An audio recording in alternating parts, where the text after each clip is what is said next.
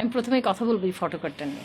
এই আপা একটা ইন্টারভিউতে বলেছেন, যেখানে পুরুষ থাকবে না সেখানেই নারী নিরাপত্তা পাবে। আসলে কি তাই? পুরুষ ছাড়া নারীর নিরাপত্তা আছে আপনি মনে করেন? আমি মনে করি না। এই পৃথিবী যদি পুরুষ শূন্য হয়ে যায়, নারী কখনোই নিরাপদ নয়। নারী সবচেয়ে বেশি অনিরাপত্তায় ভুগবে। আচ্ছা, এবার কিছু মানে এই বিশ্লেষণটা আমাকে করতেই হয়, কারো পক্ষে বিপক্ষে নয়। আমি যেটা সঠিক সেটা বলছি। একজন নারী কি সত্যি ডাবল ডেকার গাড়িটা সামলাতে পারবে? সম্ভব? আমি পুরুষের সাথে সব কিছুতে টক্কর নিতে পারবো, কিন্তু ভাই কিছু কাজ পুরুষের সাথে আমি পারবোই না। পুরুষের যে পেশি শক্তি আছে আমার সেটা নাই।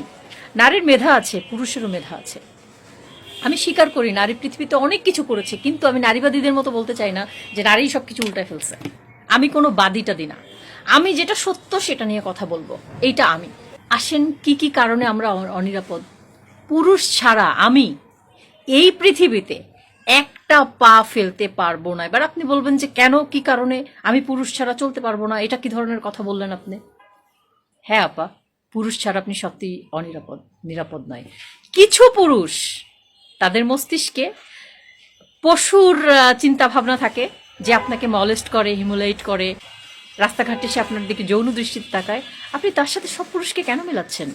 এই রাস্তায় আমাদের বাবা আছে, ভাই আছে, মামা আছে, দাদা আছে, স্বামী আছে, আমাদের সন্তান আছে।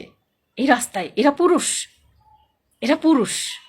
আপনি সবার কাছে অনিরাপদ নয়, শুধু কয়েকজন ব্যক্তির কাছে অনিরাপত্তা, নিজের নিরাপদ খুঁজছেন। সব পুরুষকে আপনি যেখানে পুরুষ থাকবে না বলছেন।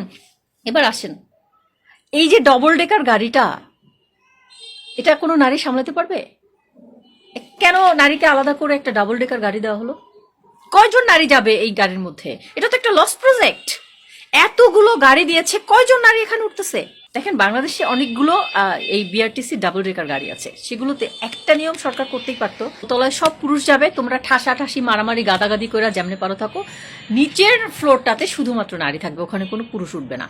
এটা করে দিতে পারতেন, তাহলে দেখতেন যে জিনিসটা একটা ব্যালেন্সের মধ্যে চলে আসতো। এরপর দেখেন, আপনি এই যে ঢাকা শহরে এত ইজি বাইক, এত রিক্সা, এত কিছুর ব্যাটারি চার্জ করতে হয়, আপনি এদেরকে কর্মসংস্থান না ছাড়িয়ে, এদের গাড়িগুলোকে না ধরে রেখে আপনি শাটলের ব্যবস্থা করেন শহরের মধ্যে, ওটাও ইলেকট্রিক গাড়ি, আপনি এদেরকে দিয়ে সেটা চালান, এদেরকে প্রশিক্ষিত করান।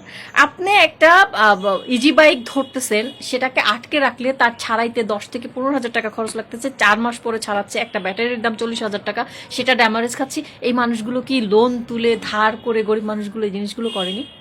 আমি বলছি না এই দেশে ইজি বাইক চলুক, আমি বলছি কর্ম পরিকল্পনাগুলো যদি স্তরে স্তরে সুন্দর করা যায়, এই মানুষগুলোর একটা কর্ম পরিবেশ সৃষ্টি করা যায়, তাহলে দেখবেন সবাই খেয়ে দিয়ে একটা সুন্দর জীবনযাপন করছে।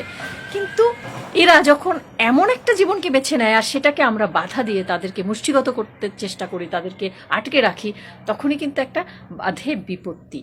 এই যে সবচেয়ে বড় বিপত্তির কথা, আপনি ফিমেল গাড়ি নামিয়েছেন, পুরুষরা নিয়ে সেটাকে ট্রল করছে। ভাই, ফিমেল গাড়ি থাকবে, কিন্তু সেই ফিমেল ডাবল ডেকার গাড়িটা একজন নারী টেনে নেওয়াটা যে পেশি শক্তির ব্যাপার, সেটা একজন নারীর নেই। এটা কখনো পসিবল না, এটা একজন পুরুষই পারে। পুরুষ যা কিছু পারে তা কিছু নারীর পক্ষে করা অসম্ভব।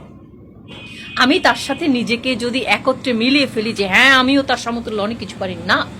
যেমন আমি যা কিছু পারি তার অনেক কিছুই সে পারে না, সো সে যা কিছু পারে তার অনেক কিছু আমি পারি না, পারা সম্ভব না। এখানে একেবারেই ফুল স্টপ। নিরাপত্তা অনিরাপত্তা নিয়ে আপনি পুরুষকে ধরছেন না? আপনি রাস্তায় একটা বিপদে পড়েন না, কালকে কে ধরে আসবে? একজন নারী এসে আপনাকে বাঁচাবে?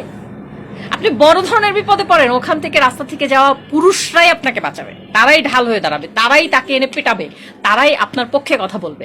আপনি কোথায় অনিরাপত্তা ফিল করছেন বলেন তো? কার কাছে অনিরাপদ? আপনি দু একজনের কাছে অনিরাপদ হলে তাহলে সারা পৃথিবীটা চলে কিভাবে?